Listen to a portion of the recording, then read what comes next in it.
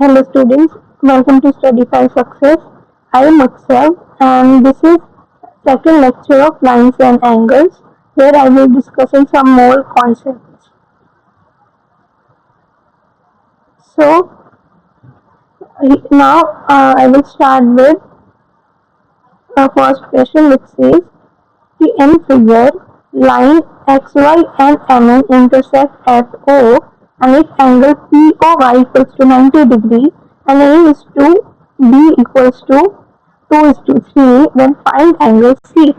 Okay तो यहाँ पे एम एन और एक्स वाई दो लाइन्स हैं जो कि ओ पॉइंट पे इंटरसेक्ट कर रहे हैं और जो हमारा ये एंगल है ए और बी का जो रेशियो गिवन है वो 2:3 है और हमें ये एंगल सी को फाइंड आउट करना है. सो कैसे करेंगे?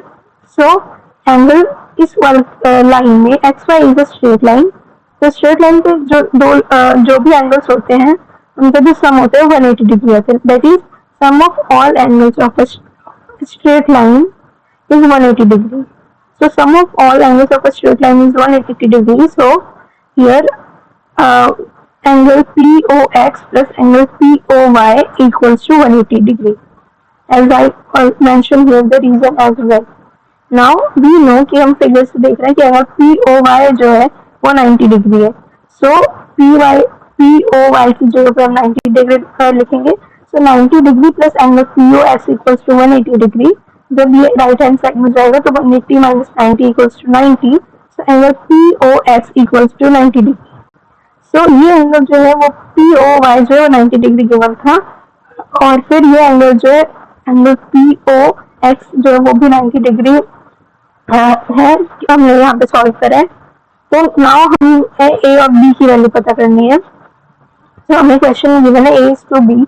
ए बी जो है वो 2:3 रेशियो में है. तो हम ए को 2m और बी को 3m अज्यूम करते हैं. तो हमें पता है कि PX इक्वल्स टू 90 डिग्री. तो A plus B equals to 90 degree. यहाँ से हम रेशियो के फॉर्म में लिखेंगे तो 2m plus 3m equals to 90 degree. तो 5m equals to 90 degree. So m की वैल्यू आ गई 18. राइट. तो m की वैल्यू आ गई 18. तो a जो था 2m था तो this is equals to 36. So A की वैल्यू होगी 36 degree and similarly B equals to 3m. So ये हो गया 54. तो B equals to 3m which is equals to 54 degree. So जो एंगल्स हमने फाइंड आउट करा है वो है कि A हो गया 36 डिग्री, B हो गया हमारा 54 डिग्री. नाउ हमें C एंगल फाइंड आउट करना है. सो MN is also a straight line and B and C are making a linear pair, right? So angle B plus C equals to 180 degree. Right, B plus C equals to 180 degree because of linear pair axiom. और B हमने calculate किया 54 degree. So 54 plus C equals to 180 degree. So angle C come out to be 126 degree. Next question is, here it is given angle PQR equals to angle PRQ. Then prove angle PQS equals to angle PRT. इस triangle में ये जो angle है PQR and PRQ, ये दो angles जो हैं वो इक्वल गिवन है. हमें प्रूफ करना है कि एंगल PQS और एंगल PRT जो है वो भी इक्वल है. सो हमें यहाँ पे लीनियर पेयर एक्सियम को यूज करेंगे. सो एक यहाँ पे PQR और PQS जो है they are forming linear pair. So angle PQR plus QS equals to 180 degree because of linear pair axiom. Similarly, here angle PRQ and angle PRT equals to 180 degree again because of linear pair axiom. So ये दो relation हमने find out करा. दोनों ही अगर 180 के equal है this means ये दोनों आपस में भी इक्वल होंगे. That is angle PQR plus PQS equals to PRQ plus PRT. Now हमें पता है कि PQR और PRQ दोनों इक्वल है.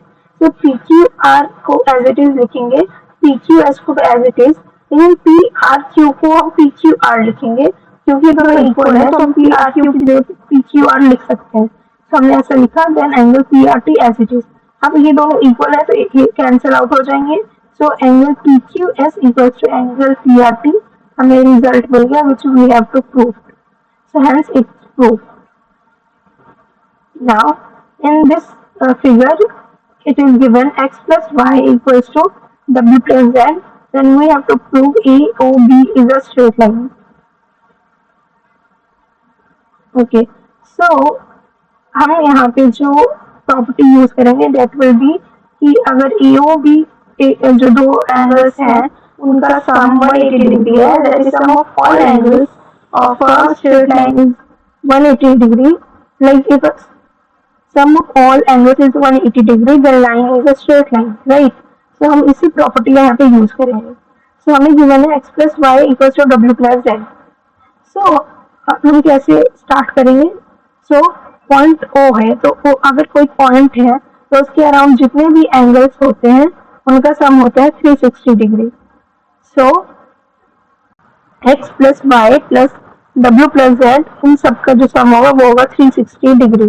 Now second property which we use is कि angle x equals to angle w and angle w equals to angle y, because these are intersecting lines, so vertically opposite angles are equal.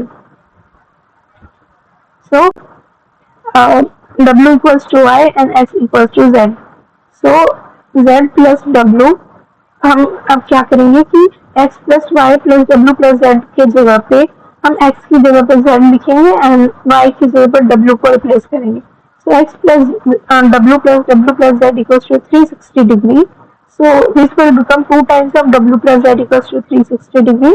2 से 360 को divide करें तो 180 आएगा. So w plus z equals to 180 degree. And sum of all angles on a line OAB is 180 degree. This implies angle O. This implies AOB is a straight line. Now we will move to next question.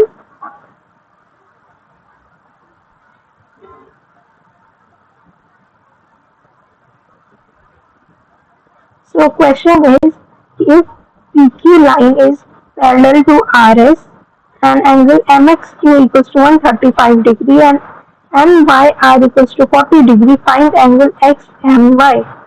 So यहाँ पे दो parallel line है, PQ is parallel to RS and angle MYR is 40 degree and this angle is 135 degree. तो हमें XMY, that is this whole angle XMY की हमें value find out करनी है. So since PQ is parallel to RS, so and also here we have constructed the line AB which is parallel to PQ. So अगर PQ parallel to RS है and AB parallel to AB parallel to PQ है, this implies कि AB is parallel to RS as well. So now अगर ये तीनों line parallel है आपस में, so हम कैसे इसको सॉल्व करेंगे? This angle which is MYR is 40 degree. So now this angle which is angle YMB equals to 40 degree by alternate angles. क्योंकि AB और RS पैरेलल लाइन्स है, so these two are alternate angles, so this will be equal. So angle BMY equals to MYR equals to 40 degree. Also AB is parallel to PQ, right? So here 135 degree, that is this angle is MXQ equals to 135 degree. So MXQ plus BMX equals to 180 degree, because since PQ and AB are parallel lines, so these are co-interior angles. So MXQ plus XMB equals to 180 degree, as sum of co-interior angles is 180 degree. So 135 plus angle XMB equals to 180 degree. So XMB equals to 45 degree. Also we have calculated the angle BMY equals to MYR equals to 40 degree, because alternate angles are equal. So we know कि हमें जो angle find out करने XMY, which is sum of the two angles, that is XMB and BMY. So XMY equals to angle XMB plus YMB, that is 45 plus 40 equals to 85 degree. Next is, there is a result Lines which are parallel to the same line are parallel to each other. That is, अगर suppose I said कि L1 this L is parallel to M and this M is parallel to N, then it means L is also parallel to M. अगर दो lines है L जो कि M से parallel है, M जो N से पैरेलल है, तो M जो दोनों की लाइन से पैरेलल है, तो ये दोनों लाइन्स भी आपस में पैरेलल होंगी. So this implies if lines which are parallel to same line, then they all are parallel to each other. Next question is, if a transversal intersects two lines such that the bisector of a pair of corresponding angles are parallel, then prove that the two lines are parallel. So इस figure में क्या हमें given है कि ये हमारा AC जो है वो ट्रांसवर्सल है एंड BE जो है एंगल BQ का बाइसेक्टर है और CG जो है वो BCS का बाइसेक्टर है और BE जो है वो CG के पैरेलल है. ये हमें गिवन है. सो अगर ये दो लाइन्स पैरेलल है, BE is parallel to CG, so angle ABE equals to angle BCG as corresponding angles are equal. Right, अगर BE जो है CG के पैरेलल है तो ये लाइन जो है वो ट्रांसवर्सल एक्ट करेगी, दैट इज AC, तो इसलिए corresponding angles are equal to ABE equals to BCG. Right, so अगर अब हम क्या देखेंगे, अगर कोई दो हाफ इक्वल है तो अगर लाइक यहाँ पे ABE equals to angle BCG, अगर हम दोनों को 2 टाइम्स कर दे, like 2 times of angle BE equals to 2 time of BCG. Suppose I said कि 20 इज इक्वल्स टू 20, अगर मैं दोनों को 2 से मल्टीप्लाई करती हूँ तो 40 इज इक्वल्स टू 40. राइट, वैसे ही यहाँ पे अगर AB इक्वल्स टू BCG है तो इनका जो ट्वाइस होगा वो भी इक्वल होंगे. तो अगर इसका ट्वाइस की बात करें, AB का ट्वाइस होगा ABQ, like ABE plus ABQ.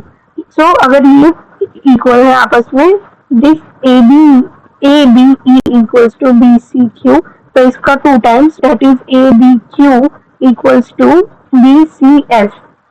तो अगर ये दोनों इक्वल्स हो जाते हैं, that means the corresponding angles are equal. So this implies the two lines are parallel, that is PQ is parallel to RS. Hence it is proved. Now in this question given है कि AB equals to CD, AB is parallel to CD and CD is parallel to EF.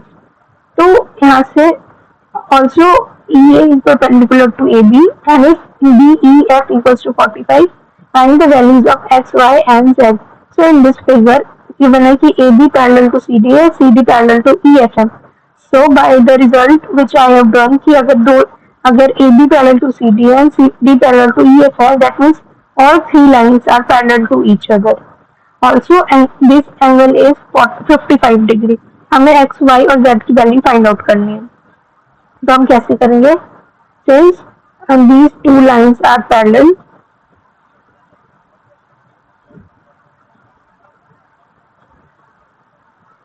so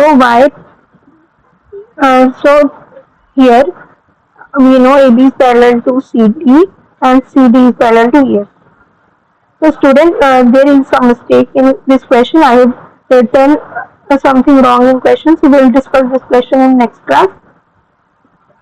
So now the question is AB is parallel to CD and CD is parallel to EF. So firstly we will say कि अगर AB parallel to CD है, CD parallel to EF है, then all 3 lines are parallel to each other. Now it is given कि Y और Z का जो ratio है वो 3:7 है. So हमें X, Y और Z की वैल्यू फाइंड आउट करनी है. So X हमें पता है AB CD के पैरेलल है, तो X plus Y equals to 180 degree, क्योंकि को इंटीरियर एंगल्स का सम 180 डिग्री होता है. This is Y, right.